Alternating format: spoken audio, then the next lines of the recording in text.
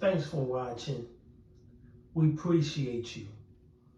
Please subscribe.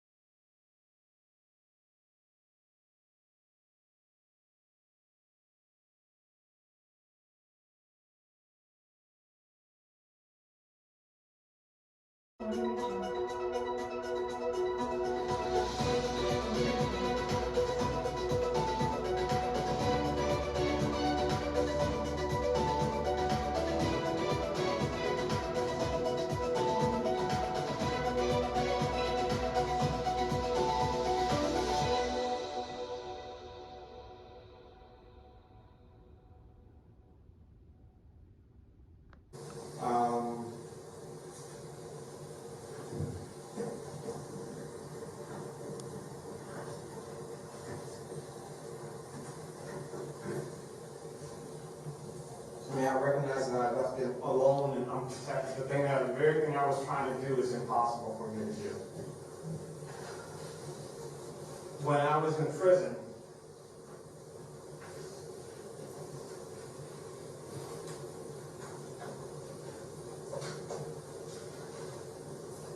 I had 3 goals.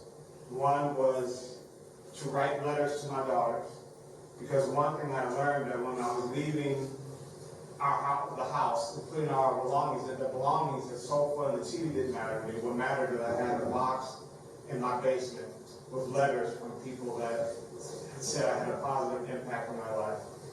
And I found a card from my mom who said I was a friend and her confidant. And I decided that even though I was separated from my girls, it would give me an opportunity to write letters to them. And I believe that was my life's work, the most important thing I've done in life, because I talked to them about resilience and forgiveness. I talked to them about when you're deprived of things, that you still have the power to decide what kind of person you're going to be. And I tried to be kind and caring and loving. I prayed for Aisha every day. I prayed for her family. I mean, I'm not asking for mercy. But what they said is just not true. It's not the way I've lived my life. I didn't treat my daughter to be opposition, part of a lover mother and lover father. I accept full responsibility for the horrific act I've done. I'm ashamed of it. And, I'm prepared to be sentenced. Thank you. Is there anything further from the state?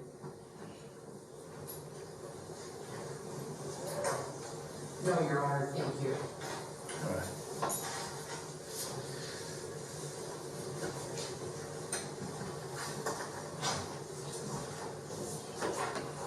Some preliminary matters. First of all, as agreed by the council, count 1, aggravated murder, will merge with count 2, murder, and count 3, felonious assault of Aisha Frazier. Therefore, the court will be imposing sentences for count 1, aggravated murder, count 4, violating a protection order, count 5, grand theft of the SUV, and count 6, the felonious assault of Officer Adam Flynn. There will be post-release control possible. There will be a mandatory period of post-release supervision by the Adult Parole Authority of 5 years in the event the defendant should ever be released from prison. He is informed that any violation of those conditions could subject him to further periods of imprisonment and other sanction provided by the statute. You have signed the violation, violent offender information notice, and I've already covered that that's your signature. I'm going to sign the date on today's date, that you've been informed of those responsibilities. And I believe, counsel, we already covered this, but again, for the record, you understand your responsibilities under that statute. Is that correct? Yes, Your Honor. And that'll be accepted and forwarded to the appropriate authorities.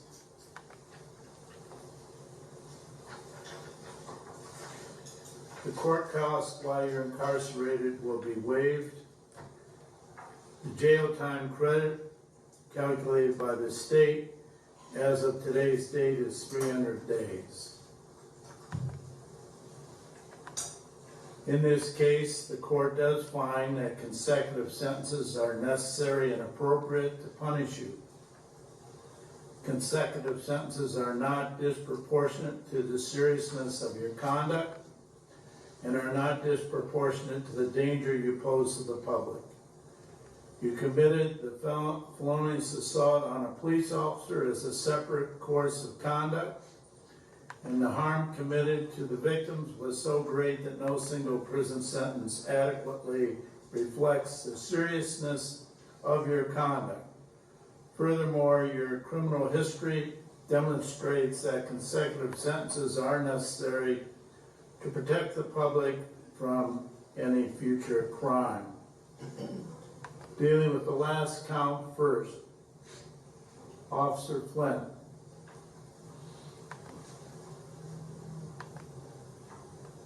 Felonious assault, a felony of the first degree because he is a police officer. This highlights the danger the police face every day for just doing his job, serving the public. The sentence the court finds is 5 years consecutive to all other time imposed.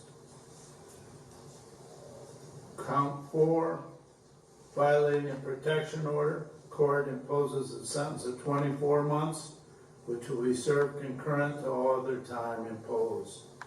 Count 5, grand theft. The court imposes a sentence of 12 months, which will be served concurrent to all other time imposed. That brings me to the aggravated murder of Aisha Frazier. I cannot add to the words you have already heard and have no doubt internalized over your period of incarceration.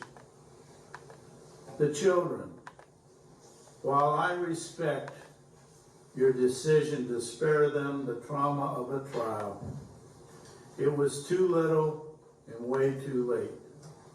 Where was that consideration when you subjected them to the vicious attack on their mother?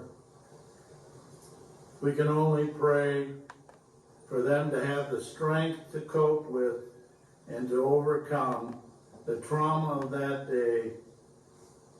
For Aisha, the loss of life, the loss of opportunity to nurture her children, and so many other people in her life, and the children she was teaching through her profession. You deserve the maximum sentence the state requests.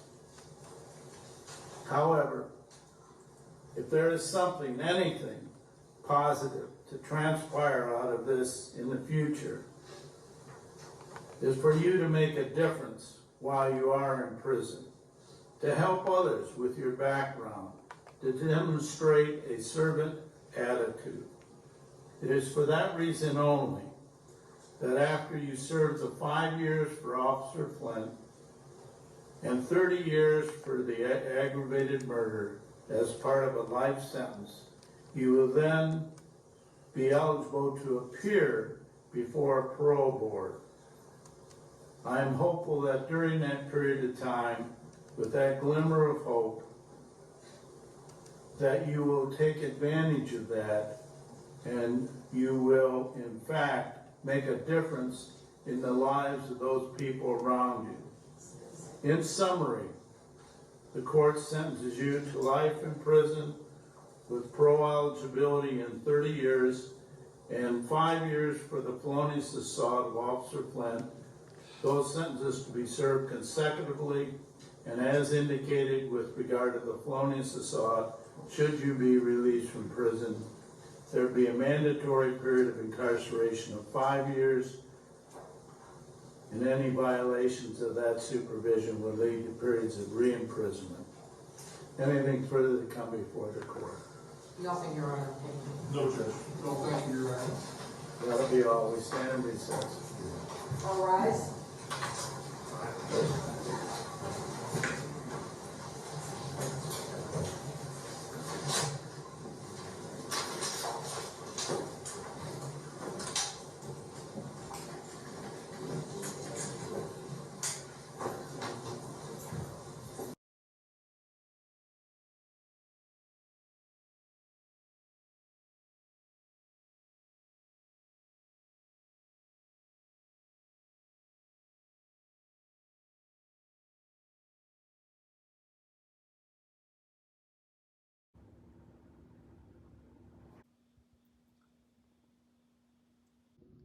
Thanks for watching. We appreciate you. Please subscribe.